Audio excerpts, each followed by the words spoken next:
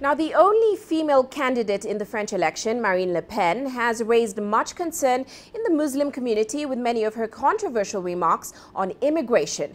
But that doesn't mean Muslims won't vote for her. And here's CGTN's Kate Parkinson reporting from Paris.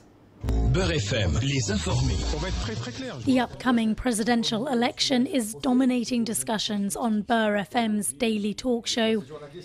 The radio station caters mainly to France's Muslim communities, and today they're talking about politics and Islamophobia.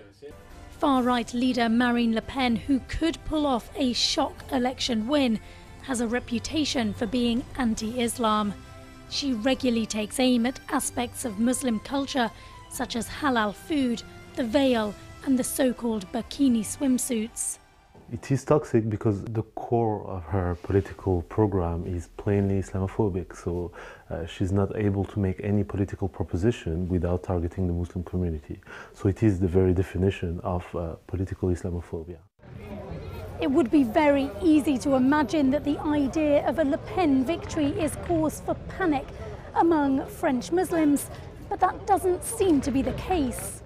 In fact, at this mosque in a suburb of Paris, community leaders say many people won't even bother voting.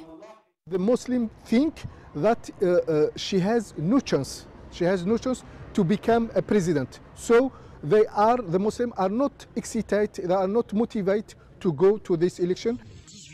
Back at Radio Beurre, the chief editor says he's not surprised. And even if she does win, it probably wouldn't bother many of his listeners. Some people on my show say, if Marine Le Pen comes to power, the next morning I'll just wake up and have my breakfast as normal, and we'll see what happens. Islamophobia already exists. Attacks at mosques are already happening. Pig heads dropped in front. Racist aggression. Of course, with Marine Le Pen, we imagine the worst, and that it could be the worst. But I don't think it's something that traumatizes our listeners on a daily basis. What is perhaps more surprising is that some Muslims will actually vote for Le Pen. She's not hiding it. She doesn't pretend to be our friend. She doesn't pretend to be some progressive politician. She hates Muslim minorities, and she builds her whole political program based on this, but at least she has the honesty to say it. That's the narrative behind people who vote for the Front National. Kate Parkinson, CGTN, Paris. Well, Joav Toka joins us now in Paris with an update on events going on ground and certainly the election. Joav, welcome to the show. Now, certainly the question on everyone's mind right now is how this attack could change the dynamic of the election race going forward. What are you seeing on ground?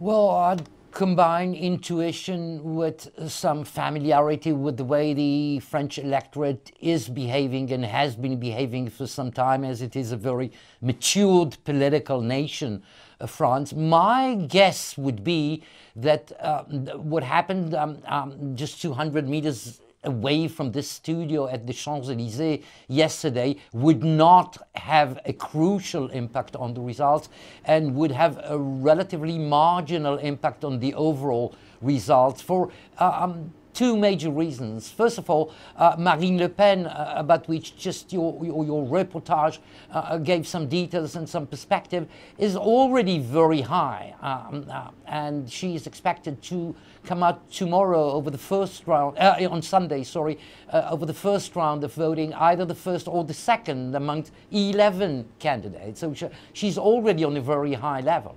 And the second element is that France, unfortunately, has been accustomed, so to speak, to tragic terrorist attacks with a lot of killings and with actually massacres. Remember, about a year and a half ago, over one evening, there were over 180 people killed in Paris, and there were other massacres in Nice and in Paris. So the terrorist attack with one policeman killed and 2 wounded, which is as tragic as one can imagine, is far from having a storming impact on the overall electorate, and therefore I believe that unless something extremely dramatic happens between now and Sunday, there would not be overreaching impact of what happened over the Champs-Élysées on the electoral results.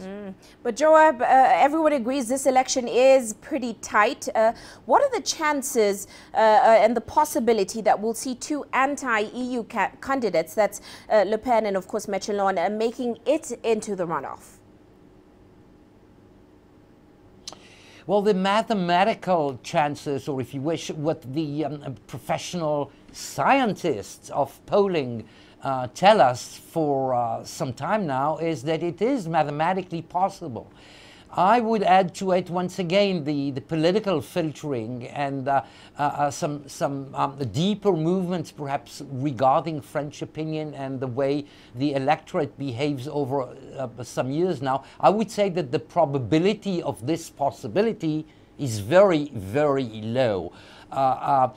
Indeed, the fact that Marine Le Pen would probably be on the second round, and she's, of course, among other things, extremely against Europe, not only with that xenophobic background we have heard over the story 2 or 3 minutes ago, but the possibility then the other candidate over the second round, the round of which will take place in 15 days, would also be anti-European, is really very low. So I believe what we're going to find rather over the second round is the configuration of two candidates, one of them clearly pro-European, Macron, and one of them clearly anti-European, Marine Le Pen.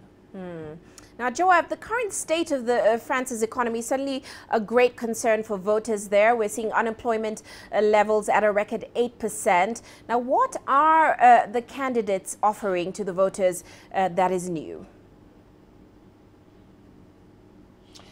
Well, if you look at the overall harvest of offers, there are 11 of them, 11 candidates, of which 6 or 7 are really marginal, although keep in mind 3 or 4 of them are of the extreme left in terms of Trotskyist options. But if you gather everything together and you once again you try to look at more realistic propositions that you hear, you'd hear on the offer side, on the liberal side, propositions regarding easing taxation on enterprises. You have a whole variety of options regarding encouragement in terms of investment through fiscal policy and through some cosmetic arrangements of the working laws in France function.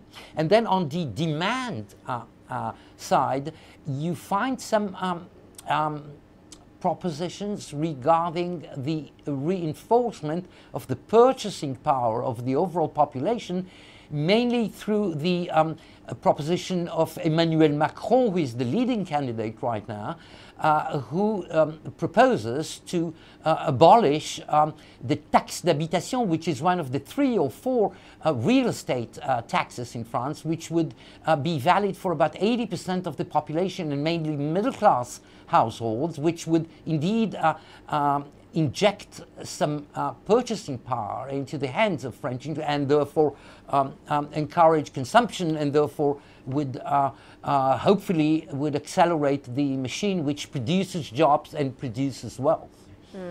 Well, many thanks for that update, Joab. Joab Toka joining us there in Paris, France.